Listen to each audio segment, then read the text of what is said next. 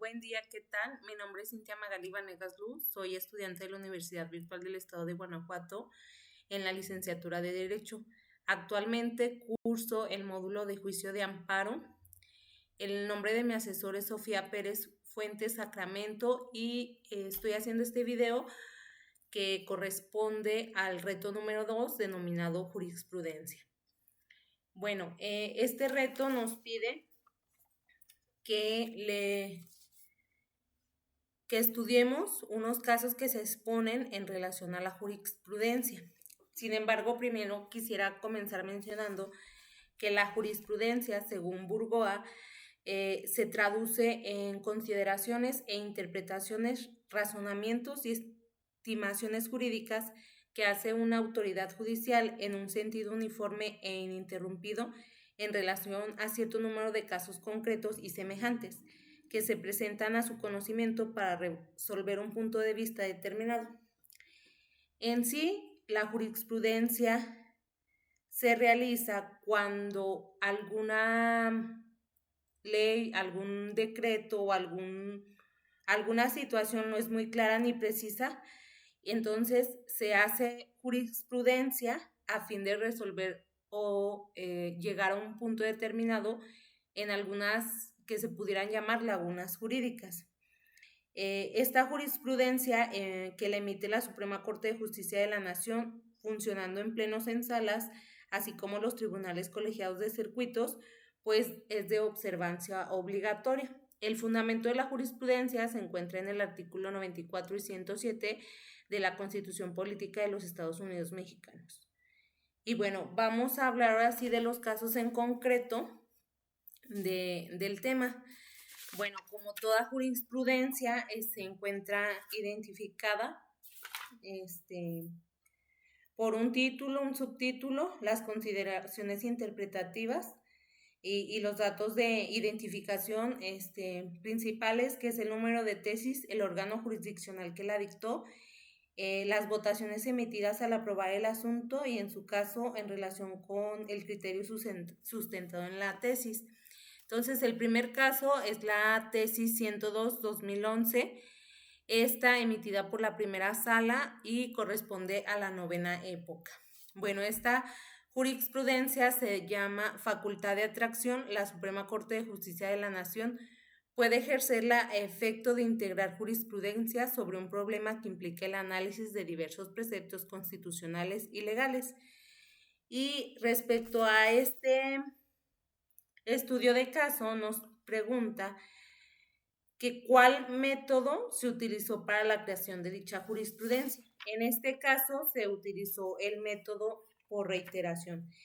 Esta es la vía, una de las vías para la formación de la jurisprudencia. Y en este tipo de jurisprudencia se respalda de un razonamiento inductivo y una pretensión general de diversos supuestos en particulares. Esta se establece por los tribunales colegiados de circuito cuando sustentan por una unanimidad un mismo criterio en 5 sentencias no interrumpidas por otra en contrario. Entonces, en este caso de jurisprudencia fue, como se menciona, se realizaron 5 sentencias no interrumpidas por los tribunales colegiados de circuito.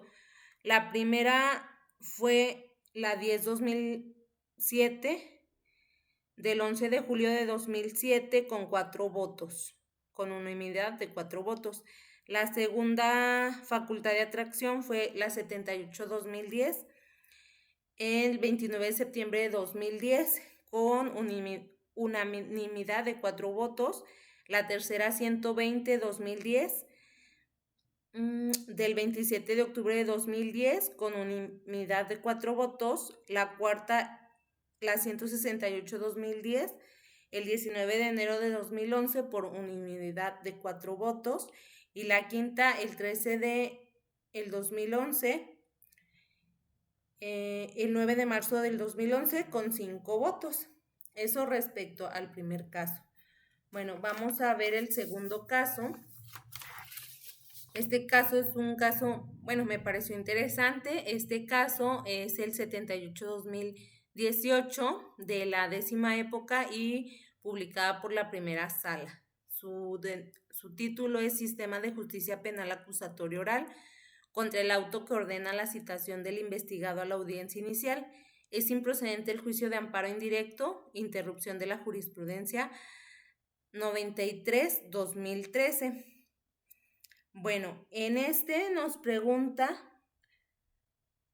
cuáles fueron los razonamientos para que la jurisprudencia 93-2013 fuera sustituida por la jurisprudencia del 78-2018 emitida por la primera sala del Suprema Corte de la Justicia de la Nación.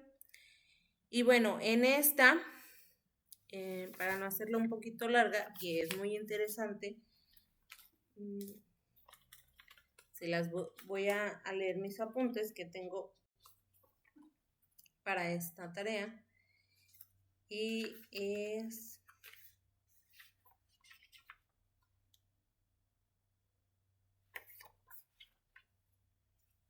en relación a esta, bueno,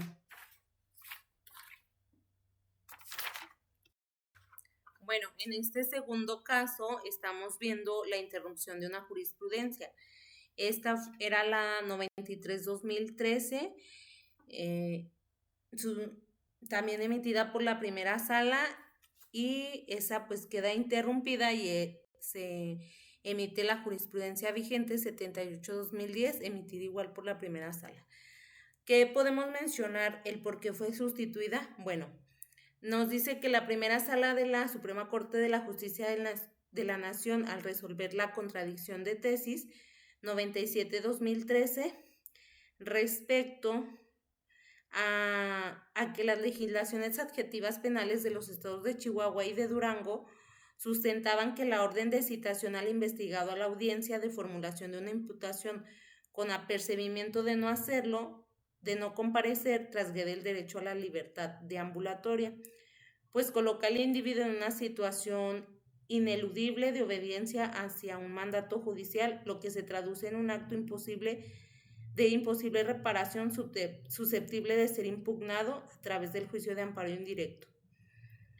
Y bueno, se resultó necesario interrumpir ese criterio porque la regulación de la citación a una audiencia en la legislación locales es semejante a la prevista en el artículo 141 del Código Nacional de Procedimientos Penales. Para la citación de la audiencia inicial y de la lectura sistemática de las fracciones 1 y 2 del artículo mencionado, se advierte que la citación de la persona investigada a la audiencia inicial en la que habrá de formularse la imputación en su contra por sí sola no es un acto que afecte su libertad personal al tratarse de una simple comunicación del juez. Sin embargo, se formulaba en la tesis que fue interrumpida que de no presentarse a la audiencia sería vinculado a proceso y en su caso sometido en su caso pues a la pérdida de la libertad, y es aquí donde se puede crear esta jurisprudencia porque de esta manera implica que el derecho a la libertad se puede ver restringido si se seguía llevando a cabo. Entonces, por eso yo he visto más cuando utilizamos jurisprudencia, pues es básicamente cuando hay juicios de amparo, en los escritos del juicio de amparo, donde se hace de conocimientos a las autoridades responsables o la tercera parte, ahí podemos utilizar la jurisprudencia. Y bueno, la tercera pregunta dice que respecto a los casos 1, 2 y 3, indicar qué época del Seminario Judicial de la Federación fueron publicadas. Y ambas, el caso 1 fue en la 10ª época, el caso 2 en la 10ª época y el tercer caso en la 9ª época. Pero también mencionarles que estas épocas se encuentran en el segundo periodo, que son de jurisprudencia aplicable. Vamos a ver poquito nada más. Bueno, nada más mencionar eso, porque si no sería muy largo el video, pero es importante que sepamos que las primeras 4 décadas corresponden a jurisprudencia histórica, y a partir de la quinta jurisprudencia se encuentra en el periodo de jurisprudencia aplicable. El cuarto cuestionamiento nos pregunta que si el caso número 3 señala que autoridades es obligatoria la aplicación de dicha jurisprudencia. Bueno, el tercer caso se denomina, es la tesis 145 diagonal 2000 de la novena época, emitida por el Pleno de la Suprema Corte de Justicia de la Nación. También viene ahí su código electrónico con el que lo podemos buscar, y se denomina jurisprudencia. Su aplicación no viola la garantía de irretroactividad de la ley, que también es algo que tenemos que ver, como saber que las leyes no pueden ir en retroceso. Y bueno, en esta es una contradicción de criterios emitida por el Pleno de la Suprema Corte de Justicia de la Nación. Y bueno, la jurisprudencia, que como lo mencioné al principio, que la emite los plenos o salas de la Suprema Corte de Justicia de la Nación, pues son obligatorias.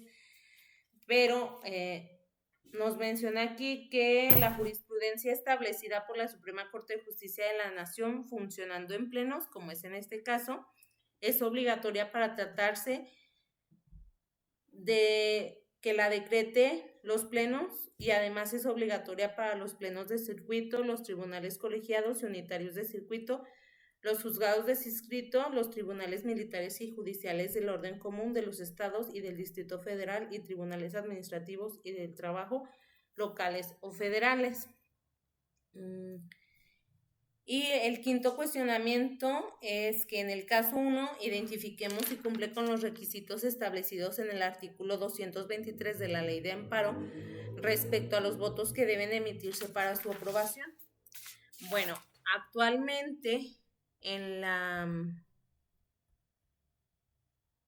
reformas que ha habido a la Ley de Amparo, en la última reforma publicada en el Diario Oficial de la Federación del 16 de octubre de 2025, se puede observar que el artículo 223 se derogó. Su última reforma fue el 7 de junio del 2021 y se derogó el 13 de marzo de este año 2025. Sin embargo, haciendo un poquito de búsqueda, pudimos encontrar la versión de la Ley de Amparo reglamentada de los artículos 103 y 107 de la Constitución de el 2 de abril de 2013. Y en esta nos menciona que en los amparos en materia agraria los informes justificados deben de expresar el nombre, el domicilio y el tercero. No tiene nada que ver con esta pregunta. Sin embargo, pues es importante tener en cuenta que la ley de amparo va cambiando o se va reformando, pero aún así pues debemos de tener algún precedente de esto. Busqué en algunas otras referencias y encontré que era respecto a la unanimidad de los votos para que puedan ser aprobadas. Y en el ejemplo del caso número 1, en 4 sentencias, o no sé si llamarlo de esa manera, fue por unanimidad de 4 votos, y en la última fue de 5 votos. Entonces, pues eso sería todo de mi parte por este reto, y quisiera nada más agregar como conclusión que es importante la jurisprudencia, porque cuando existen lagunas jurídicas o que no se interpreta de manera correcta la ley, pues estas nos sirven para que se revise y se llegue a un acuerdo que sería la jurisprudencia y que esta es obligatoria. Además mencionar pues que es de importancia que conozcamos este tema porque como lo menciono, en muchos juicios de amparo viene mencionada mucha jurisprudencia y no solo saber reconocerla, sino también entender qué es lo que nos quiere decir la interpretación de la jurisprudencia, porque es eso, la interpretación de la ley que actualmente tenemos. Y bueno, me parece que es una materia muy importante esta, que no es solo leer, es comprender lo que estamos leyendo y pues hasta ahorita me ha parecido muy bien. Muchas gracias.